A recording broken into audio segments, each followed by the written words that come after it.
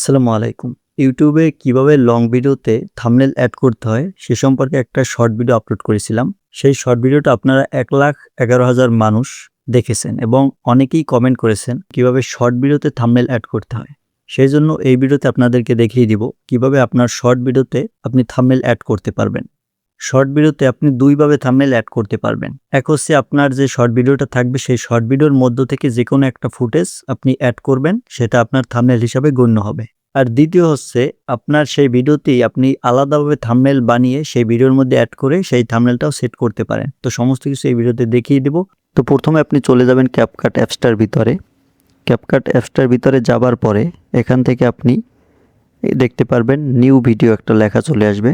New video এই লেখার উপর একটা চাপ দিয়ে দিবেন। এখানে চাপ দেওয়ার পর আপনি যে শর্ট ভিডিওটা এডিট করবেন সেই শর্ট ভিডিওটা এখান থেকে সিলেক্ট করবেন। সিলেক্ট করার পর নিচে এখানে দেখতে পারবেন অ্যাড অপশন। অ্যাড অপশন একটা ক্লিক করে দিবেন। অ্যাড অপশনে ক্লিক করে দেওয়ার পর এখান থেকে আপনি ডান পাশে যাবেন। তারপর এখানে দেখতে পারবেন অ্যাসপেক্ট রেশিও। এই অ্যাসপেক্ট রেশিও এই লেখাটার উপর একটা চাপ দিয়ে দিবেন।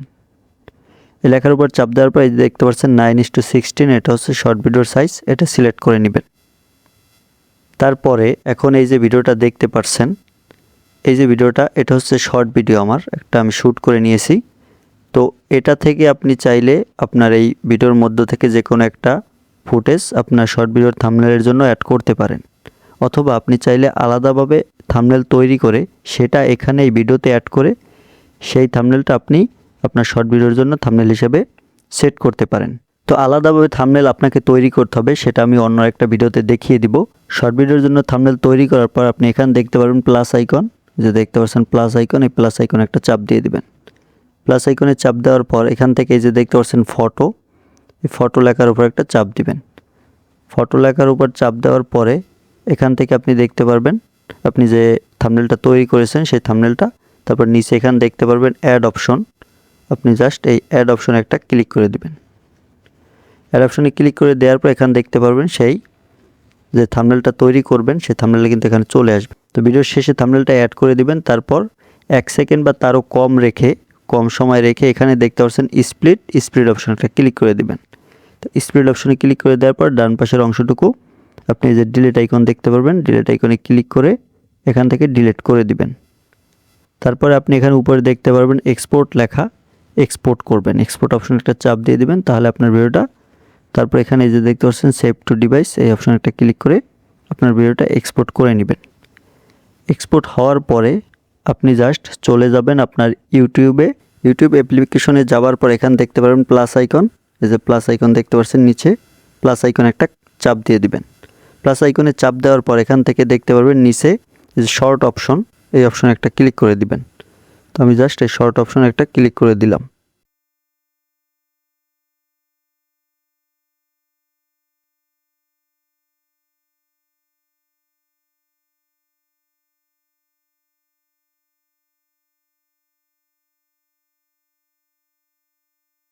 পর আপনার সামনে এরকম একটা ইন্টারফেস চলে আসবে। তারপর এখান থেকে নিচে দেখতে পারবেন ডান অপশন, যে দেখতে পাচ্ছেন ডান অপশন একটা ক্লিক করে দিবেন। ডান অপশনে ক্লিক করে দেওয়ার পর আবার এই যে দেখতে পাচ্ছেন নেক্সট, এই নিচে নেক্সট অপশনে আর একটা ক্লিক করে দিবেন।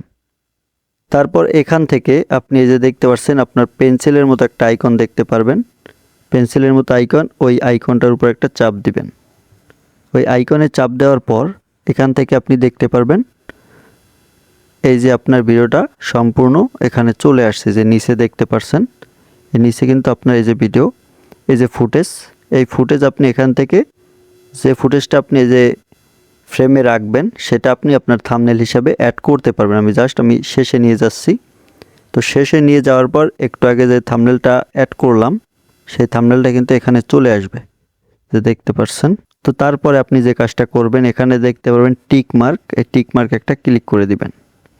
টিক মার্কে ক্লিক করে দেওয়ার পর এখানে আপনার টাইটেল, তারপর ডেসক্রিপশন বক্স, সমরে ক্লিক করে সব কিছু অ্যাড করে, লোকেশন সব কিছু অ্যাড করে আপনি দেখতে পাচ্ছেন এখানে আপলোড শর্টস, যে আপলোড শর্টস এখানে ক্লিক করলে আপনার ভিডিওটা আপলোড হয়ে যাবে এবং আপনি যে থাম্বনেলটা অ্যাড করবেন সেই থাম্বনেলটা অ্যাড হয়ে যাবে।